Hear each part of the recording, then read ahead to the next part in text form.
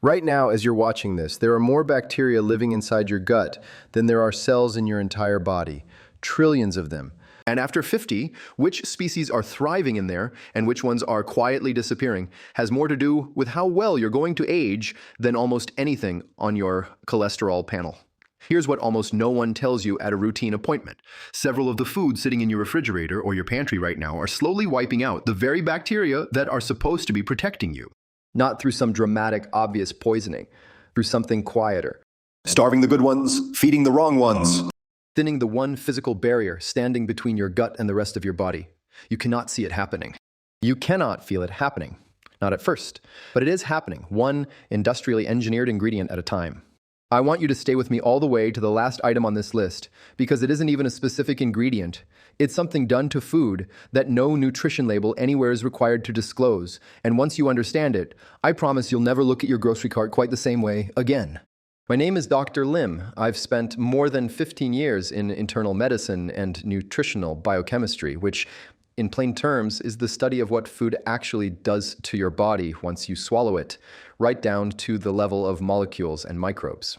I'm not here to sell you a supplement, and I'm not here to frighten you into some 6-week detox. I'm here to walk you through what the research actually shows, so you can make your own decisions with your eyes fully open. And before we start, one honest confession. Almost everything I'm about to tell you is already published, peer-reviewed, and sitting in a public medical journal somewhere. None of it is secret. It just never makes it to the dinner table because a 15-minute appointment doesn't have room for a lecture on mucus layers and gut bacteria, and a grocery store aisle isn't exactly designed to slow you down and make you read past the first 3 words on a label. I think about the person living alone who reheats the same convenient meal 5 nights a week because cooking for one feels like too much effort. I think about the meal prepper who's doing everything they believe is right. Protein bars, light yogurt, diet soda instead of regular, and still can't figure out why their digestion feels worse, not better. This information exists for both of them. It's just been sitting in journals nobody outside of medicine reads.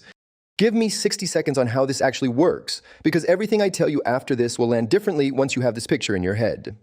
Picture your large intestine as a coiled tube about 5 feet long, lined on the inside with a layer of mucus roughly as thick as 2 sheets of paper stacked together.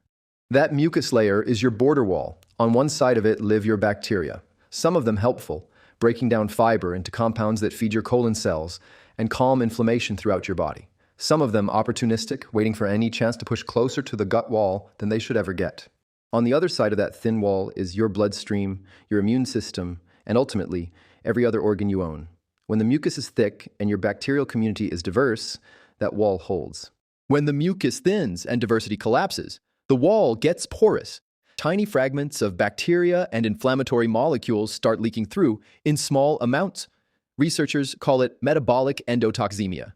And that slow, low-grade leak has been linked to inflammation that shows up everywhere from your joints to your arteries to your risk of type 2 diabetes. Here's what makes this so easy to miss.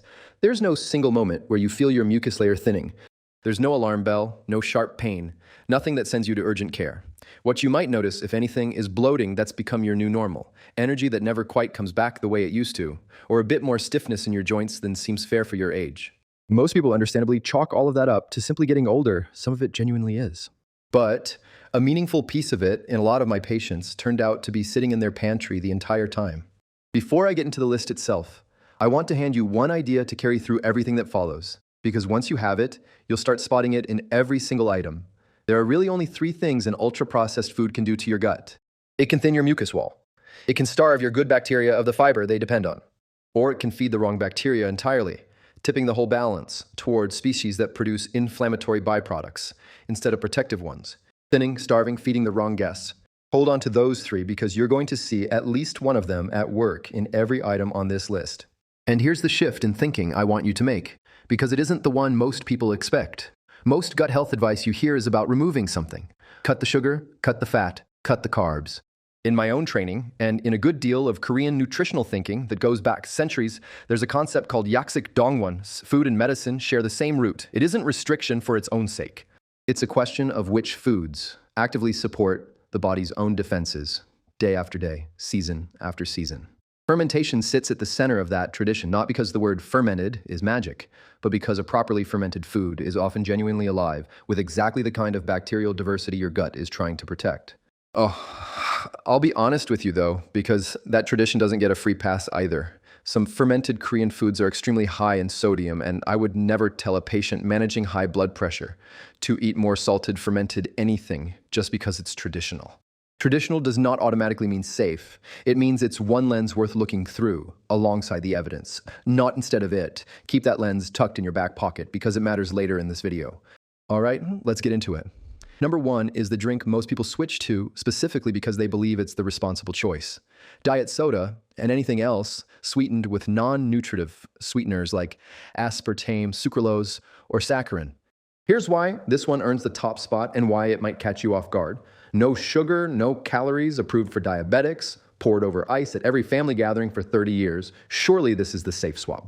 Researchers at the Weizmann Institute ran an experiment that changed how a lot of physicians think about this. They fed mice saccharin and watched their blood sugar control get measurably worse. Then they took the altered gut bacteria from those mice and transplanted it into a separate group of mice that had never touched a sweetener. And the glucose intolerance followed the bacteria into the new animals. That told researchers something important.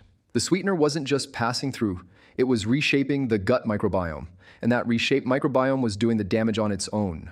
A follow-up human trial a few years later tested several common sweeteners in real volunteers over just 2 weeks and found that some of them, saccharin and sucralose in particular, measurably shifted people's gut bacteria and, in a portion of participants, worsened their blood sugar response, even though everyone's body reacted a little differently.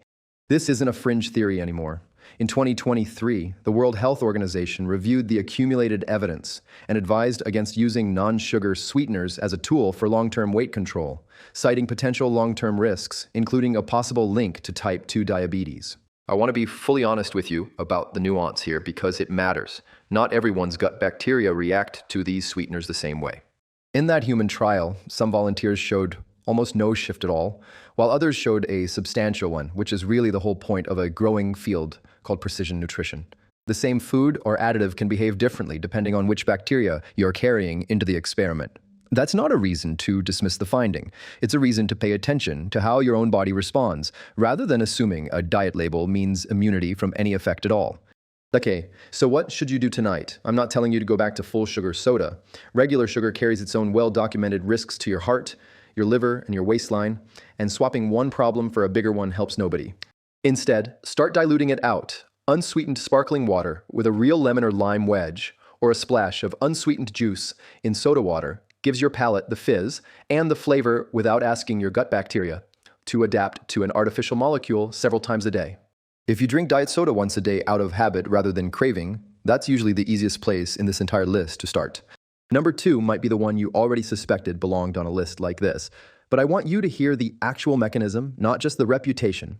Processed and cured meats, deli ham, bacon, salami, hot dogs, sausages preserved with nitrites. You've probably heard that processed meat is linked to cancer. Here's why it's really on a gut microbiome list and not just a general nutrition list. In 2015, the World Health Organization's Cancer Research Arm classified processed meat as a Group 1 carcinogen, meaning the evidence connecting it to human cancer, specifically colorectal cancer, is considered sufficient and consistent. I want to be precise about what that classification actually means, because it gets misquoted constantly. Group 1 is about the strength of the evidence, not the size of the danger. It sits in the same category as tobacco smoke in terms of how confident scientists are that a link exists. It does not mean processed meat carries anything close to the same magnitude of risk as smoking. Those are two completely different things, and conflating them does nobody any favors. What the pooled analysis behind that classification actually found was that every 50 grams of processed meat eaten daily, roughly 1 hot dog or a few slices of deli ham, was associated with about an 18% higher risk of colorectal cancer. And here's where your gut bacteria come in directly. The hem iron and nitrites in cured meat get metabolized by bacteria living in your colon into compounds called N-nitroso compounds, some of which directly damage the cells lining your colon. At the same time, regular exposure favors bacterial species that thrive on that kind of chemistry over the species that would otherwise be quietly protecting that lining. So what should you do? This isn't about never touching a slice of deli turkey again. It's about frequency and portion. Treat cured meat as an occasional food, not a daily lunch. When you want that same smoky, savory satisfaction, fresh grilled marinated meat, a Korean-style bulgogi made from thinly sliced fresh beef marinated in soy, garlic, and pear, then grilled, gives you the flavor without the nitrite chemistry, because nothing was cured or preserved in the first place. Fresh roasted turkey or chicken breast works just as well if you want something simpler. I'll add one more layer of honesty here because it's worth understanding why nitrites are in cured meat in the first place. They weren't added to hurt you. They were added because they are remarkably effective at preventing the growth of the bacteria that causes botulism, a genuinely dangerous form of food poisoning. That's the real trade-off sitting underneath this entire category. A preservation method that solved one serious problem decades ago while introducing a smaller, slower-moving one that we're only now able to measure properly. It's not a villain in a lab coat, it's a trade-off, and now that you understand it, you can decide how often you're willing to make it. I want to pause here for a second because I promised you at the top that the fourth and fifth items on this list are the ones that catch even health-conscious viewers off guard, the ones wearing what I like to call a health halo. If you've made it this far, stay with me, because those are coming right up, and if this kind of research is useful to you, this is exactly the channel to subscribe to. Real sourced information about healthy aging after 60, no supplements to sell. Number 3 lives in places you'd never think to look. Your ice cream, your coffee creamer, some plant-based milks, and packaged baked goods. I'm talking about emulsifiers, specifically 2 with tongue-twisting names, a carboxymethylcellulose and polysorbate 80. Here's why this one belongs on the list, even though you've probably never heard either name before. These are additives added purely for texture, to keep oil and water mixed, to make ice cream feel creamy instead of icy. A researcher named Benoit Chassaing ran a series of studies showing that when mice were fed these 2 emulsifiers at levels comparable to what's found in processed food, their protective mucus layer thinned out, bacteria crowded closer to the gut wall than they should, and the mice developed low-grade inflammation and metabolic problems. That was animal research, so I want to be honest that mice are not small humans. But a few years later, his team ran a controlled feeding trial in actual human volunteers, published in the journal Gastroenterology, and found that just 2 weeks of regular carboxymethylcellulose intake altered participants' gut bacteria, encroached on their mucus layer, and in some triggered mild digestive symptoms along with measurable changes in inflammatory markers. So what should you do tonight? Flip the container over and look for carboxymethylcellulose, sometimes labeled cellulose gum, and polysorbate 80 on the ingredient list. You'll find them in a shocking number of ice creams, coffee creamers, packaged breads, salad dressings, and processed cheese spreads, the kind of foods that feel entirely ordinary, not remotely alarming, which is exactly why almost nobody thinks to check. Choose the ice cream with the shortest ingredient list, real cream, milk, sugar, and not much else. Or use real cream or whole milk in your coffee instead of a powdered or liquid creamer. This is one of the easiest swaps on this entire list because the better version is usually sitting right next to the worse one on the same shelf. Number 4 is the twist almost nobody sees coming, because this is the item people buy specifically believing it's helping their gut: fiber-fortified protein bars and cereals, the ones proudly stamped excellent source of fiber on the front of the box. Here's the problem. Whole food fiber, from a vegetable, a bean, an intact grain, comes wrapped in a complex physical structure alongside hundreds of other plant compounds. And that whole structure feeds a wide, diverse community of bacteria all along your colon. Most fortified bars and cereals don't use that kind of fiber.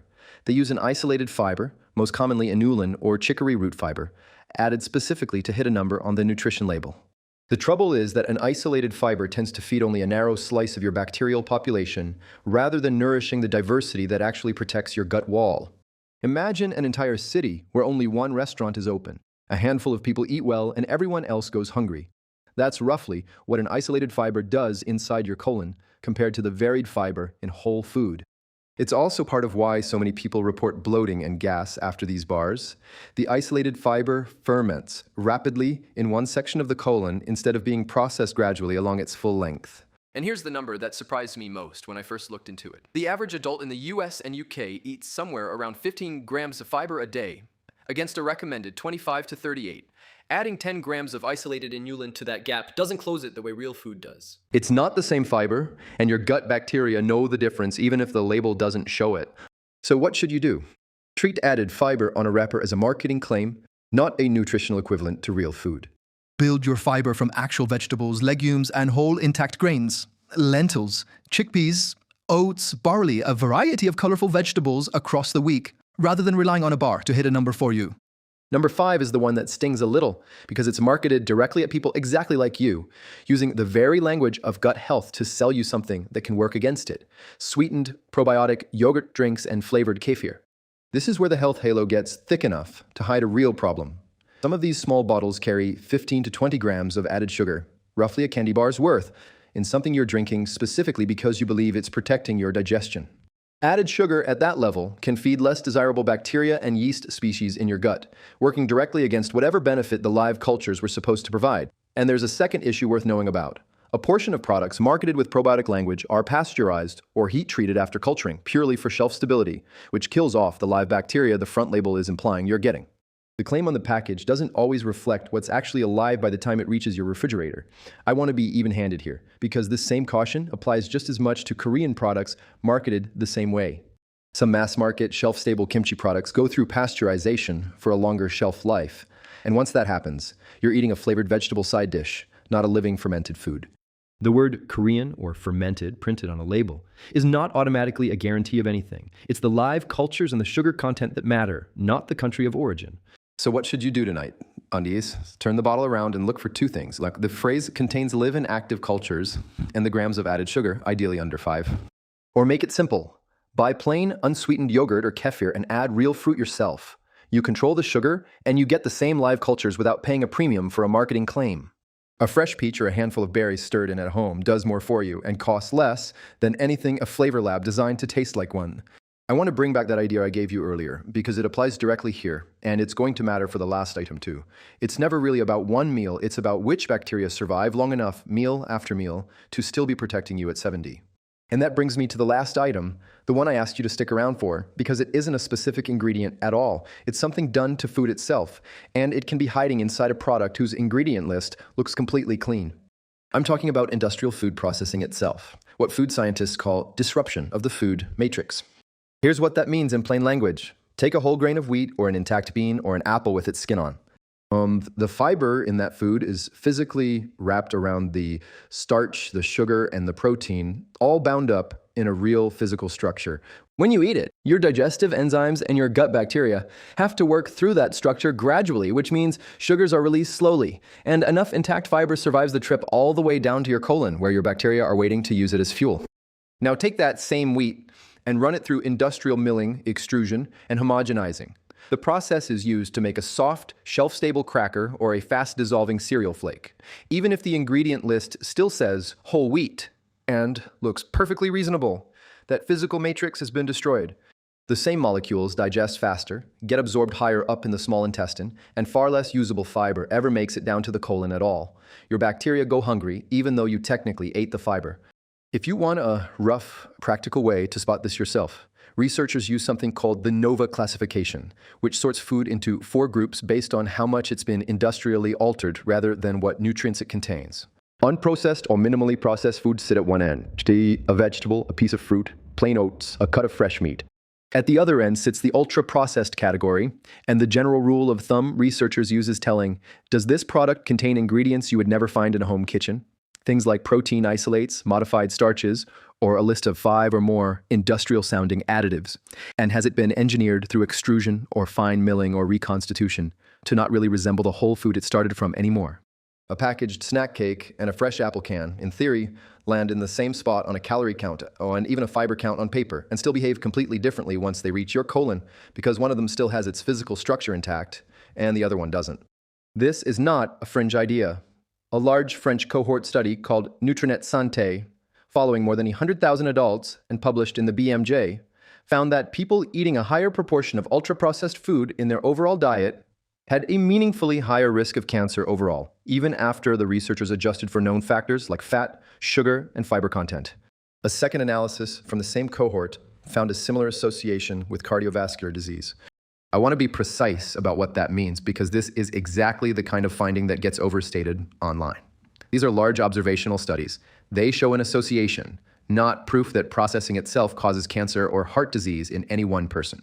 But the fact that the association held up even after accounting for the known nutrients in these foods is exactly what points toward the processing itself and not just the calories or the sugar as something worth taking seriously. And this matters enormously for people over 50 specifically, because some studies estimate that more than half of all the calories consumed in a typical day in the US and UK and now come from ultra-processed sources, meaning this isn't an occasional exposure for most people. It's the daily backdrop of the diet. So what should you do with this one? since you can't simply avoid a processing method the way you avoid a cured meat. You shift the ratio. You don't need to eliminate every packaged food in your kitchen. That's not realistic, and I wouldn't ask it of my own patients. But if the majority of what's on your plate across a typical day comes from products with long ingredient lists and heavy industrial processing, that ratio itself is the risk factor, independent of any single scary-sounding ingredient. Even swapping one ultra-processed meal a day for something built from whole ingredients moves that ratio in your favor. Let me tell you about a patient I'll call Diane, because her story shows how this plays out in an actual life, not just in a study. Diane was 63, a retired school teacher, otherwise healthy, but she'd been dealing with bloating, low energy, and joint aches for close to 2 years, and a fair amount of testing hadn't turned up anything dramatic. When we sat down and went through a week of her actual eating, not what she thought she ate, but what she really ate, the picture became clear. Diet soda with lunch and dinner. A high-fiber protein bar most afternoons. A sweetened probiotic yogurt drink most mornings because her daughter had told her it was good for digestion.